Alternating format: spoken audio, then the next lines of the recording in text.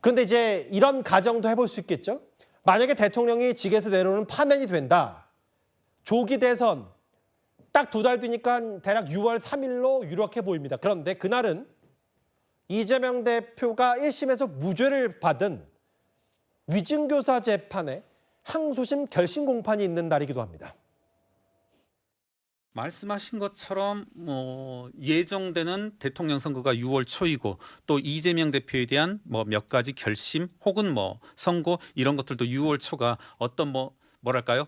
자칫 상상력을 발휘하게 되면 어떤 음모가 있느냐 이렇게 해석할 수도 있지만 그와 같은 일이 벌어지는 핵심 이유는 이재명이 죄를 많이 지었고 5가지 혐의로 재판을 받고 있기 때문이라는 생각이 들고요.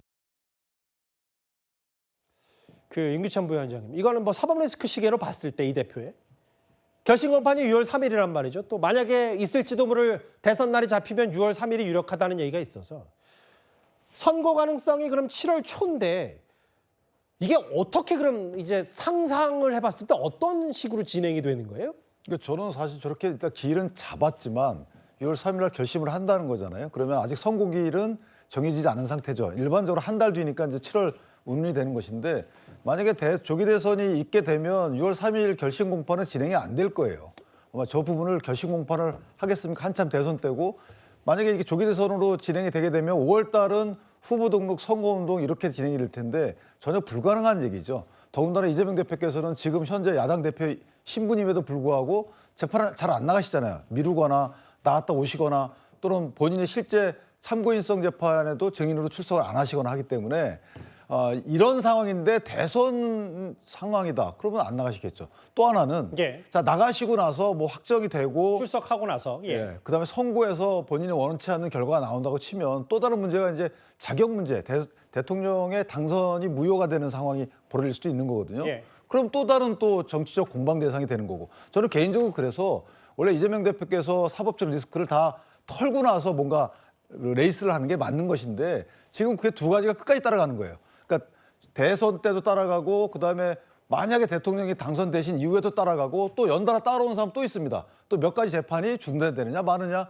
그러니까 이게 대통령 임기 내내 사법 리스크가 따라가는 거죠. 왜냐하면 국내심 입장에서 그냥 두지는 않을 거 아니겠어요. 계속 문제 제기를 할 것이고 또 심지어는 아마 사법 당국에까지 갈 겁니다. 이게 맞는지 안 맞는지 헌재 또 여러 가지 권한쟁의나 해석을 요청할 것이고 그러면 5년 내내 이재명 대표도 사법 리스크를 달고 대통령 업무 수행을 하게 되면 제대로 수행하겠느냐. 지금 야당 대표 하시면서도 국회의원 제대로 수행 못하고 있다는 이런 의혹을 사고 있는데 그렇다면 이게 과연 나라를 위해서 옳은 길인가 이런 전망까지 나오기 때문에 상당히 좀 안타깝다 이렇게 생각합니다.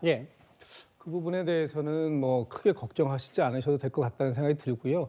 어차피 조기 대선이 발생하게 되고 또 이재명 대표가 이제 민주당의 후보가 된다면 아마 5월 중순경부터 본격적인 선거 운동이 진행이 될 겁니다. 대통령 선거 운동 기간이 22일이기 때문에 그렇다면 이 선거 운동 기간 중에는 어떠한 선거에 영향을 미칠 수 있는 행위들 이런 부분들은 자제되는 것이 맞고 아마도 사법부 또한 그런 부분들에 대한 평가를 하지 않을까라는 생각이 듭니다. 좀 전에 윤기찬 변호사님께서도 아마 6월 조기 대선이 진행된다고 한다면 6월 3일 날 결심 공판이 진행되기가 어렵다라는 말씀 주셨는데 저는 거기서 더 나아가서 이재명 대표가 만약에 당선이 되게 된다고 한다면 그것은 이런 사법적 리스크를 분명히 알고서도 국민들께서 판단하고 국민들께서 선택하신 결과이기 때문에 헌법 84조에서 정한 것처럼 내란죄 또는 외환죄를 저지른 경우를 제외하고는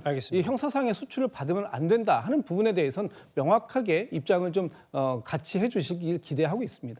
이게 사실은 4월 4일 금요일에 대통령 파면 여부 결정이 된 이후에도 그 정치적 후폭풍과 어떤 결론이 나온 그거 말고도 또 이 대표의 사법 리스크 시계와 맞물리면서 여러 가지 해석들이 나와서 앞으로 참 많은 일들이 펼쳐질 겁니다. 7일까지 만나봤습니다.